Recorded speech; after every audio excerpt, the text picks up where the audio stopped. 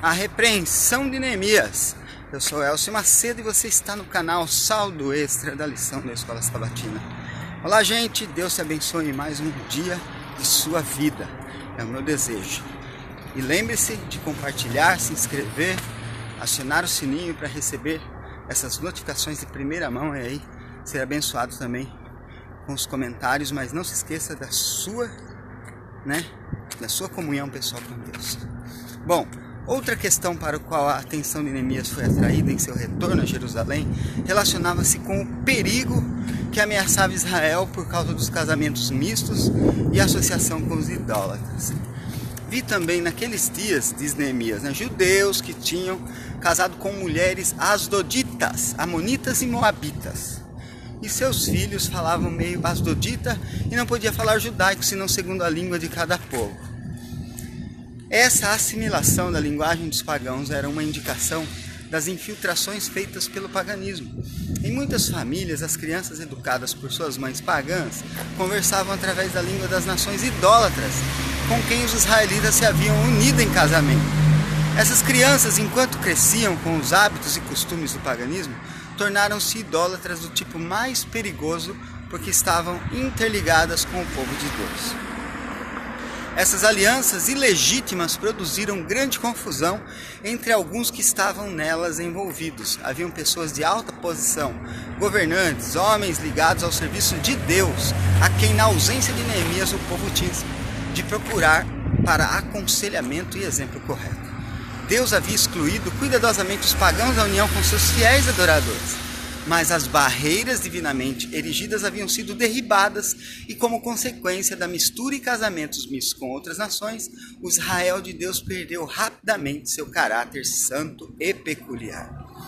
Neemias sabia que a ruína estava prestes a se abater sobre a nação se o mal não fosse aniquilado, e arrasou com aqueles homens sobre a questão. Ele declarou com firmeza e destemor: não dareis mais vossas filhas e filhos, e não tomareis mais suas filhas, nem para vossos filhos, nem para vós mesmos. Está lá no capítulo 13, verso 25. Ele apresentou o caso de Salomão e lembrou-lhes que entre as muitas nações não se levantou nenhum rei como aquele homem, a quem Deus favoreceu e concedeu grande sabedoria.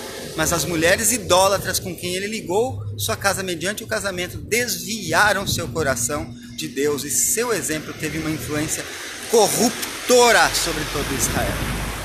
Os mandamentos e as ameaças do Senhor e os temíveis julgamentos com que visitou Israel nas gerações passadas despertou a consciência do povo. Os mais fortes e caros laços que os ligavam aos idólatras foram rompidos. Foram proibidos não apenas os casamentos futuros com os pagãos, mas também as uniões já formadas foram dissolvidas.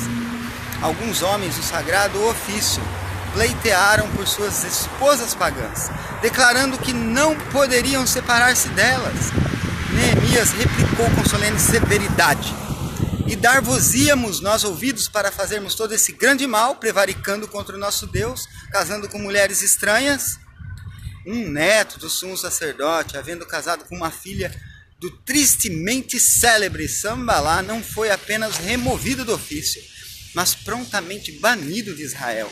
Lembra-te deles, Deus meu, Neemias orou, pois contaminaram o sacerdócio, como também o concerto do sacerdócio e dos levitas. E acrescentou: assim os limpei de todos os estranhos e designei os cargos dos sacerdotes e dos levitas, cada um na sua obra.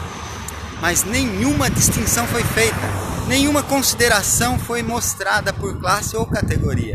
Quem quer entre os sacerdotes ou chefes que recusasse cortar sua relação com idólatras era imediatamente separado do serviço do Senhor. Quanta angústia essa necessária severidade custou ao fiel obreiro de Deus, somente o juízo vai revelar. Houve uma constante luta com elementos opositores e somente com jejum, humilhação e oração o progresso foi conseguido. Muitos que tinham casado com idólatras escolheram acompanhá-los ao exílio.